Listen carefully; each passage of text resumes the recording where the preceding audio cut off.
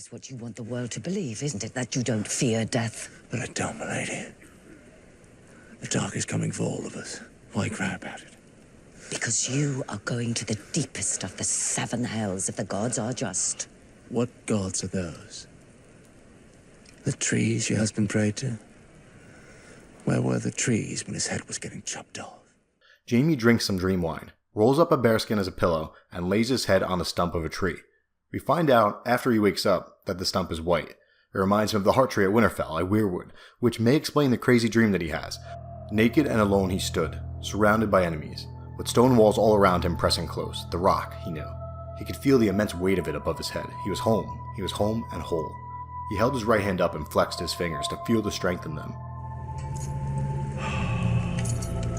It felt as good as sex, as good as swordplay. 4 fingers and a thumb. He had dreamed that he was maimed, but it wasn't so.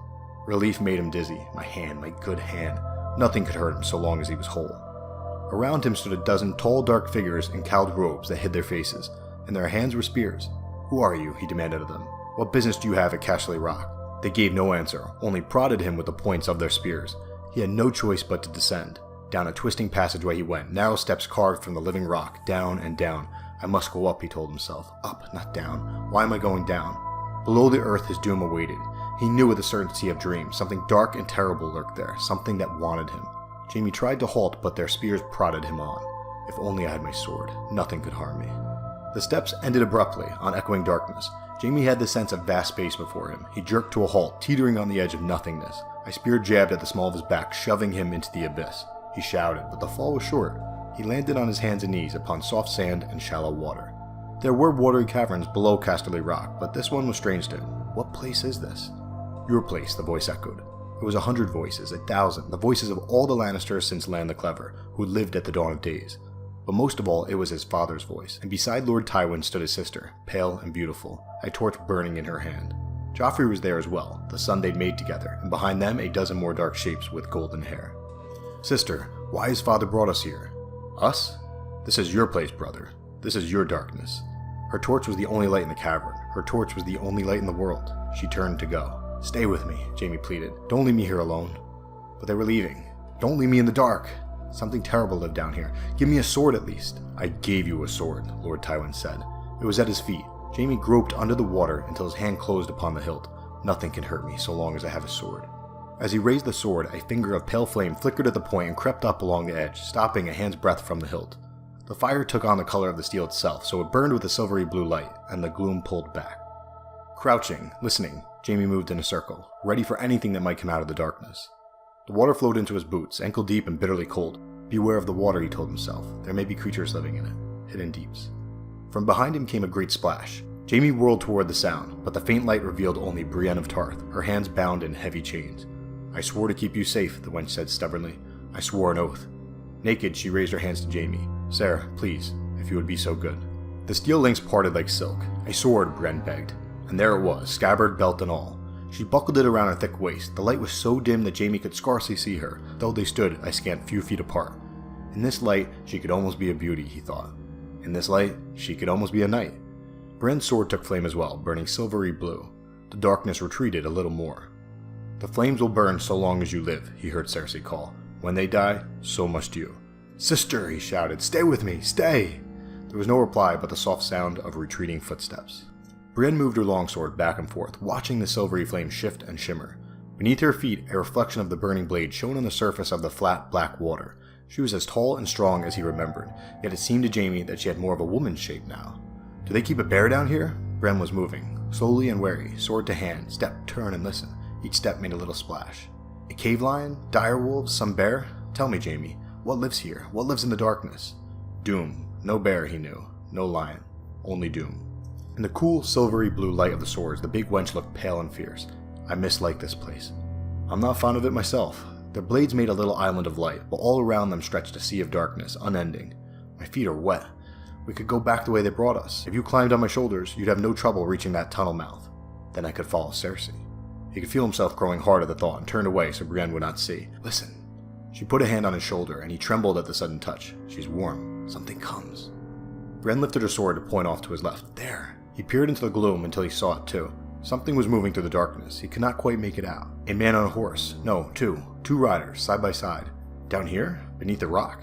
It made no sense. Yet there came two riders on pale horses, men and mounts, both armored. The destriers emerged from the blackness at a slow walk. They make no sound, Jaime realized. No splashing, no clink of mail nor clop of hoof. He remembered Eddard Stark, riding the length of Aerys' throne room wrapped in silence. Only his eyes had spoken, a lord's eyes, cold and grey and full of judgment. "Is it you, Stark?" Jaime called. "Come ahead. I never feared you living, I do not fear you dead." Brienne touched his arm. "There are more." He saw them too.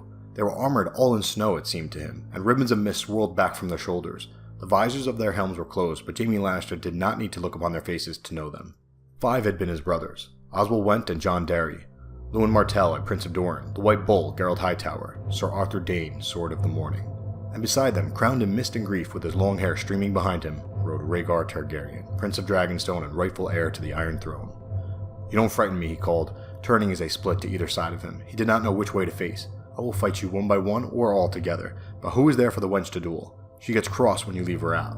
"I swore an oath to keep him safe," she said to Rhaegar's shade. "I swore a holy oath." "We all swore oaths," said Arthur Dayne, so sadly.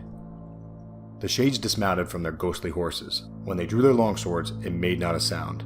"He was going to burn the city," Jaime said, "to leave Robert only ashes."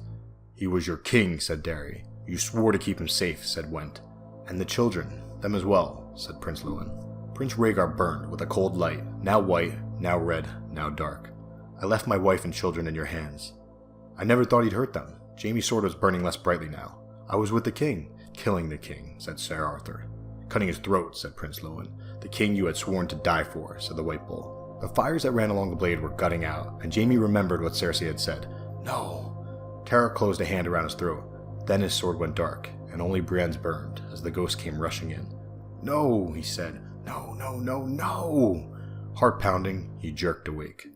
After he wakes from the fever dream, he asks Qyburn if he believes in ghosts. Qyburn says that he once walked into a room and knew that a woman had been there before him. He could see the dent in the seat where she sat, and he could smell the perfume that she wore. He theorized that if you can smell the scent of someone after they leave a room, maybe they can leave behind some of their spirit as well. The other maesters did not like this train of thought, but personally, I do, and in terms of Planetos, I think Qyburn's onto something. Spirits of ancestors live on, in weirwood trees, and maybe other flora and fauna as well. And then they turn back around to go save Brienne from the bear.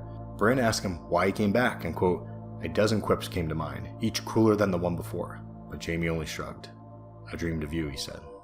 Alright, stay tuned for the analysis of this fever dream tomorrow. Shout out to the newest team member of Bridge 4, AF Smith. Thank you and welcome aboard. If your gods are real, and if they're just, why is the world so full of injustice? Because of men like you. There are no men like me. Only me. You have forsaken every vow you ever took. So many vows. No matter what you do, you're forsaking one vow or another. Where did you find this beast?